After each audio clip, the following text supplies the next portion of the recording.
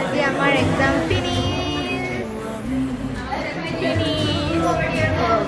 unofficially 4th year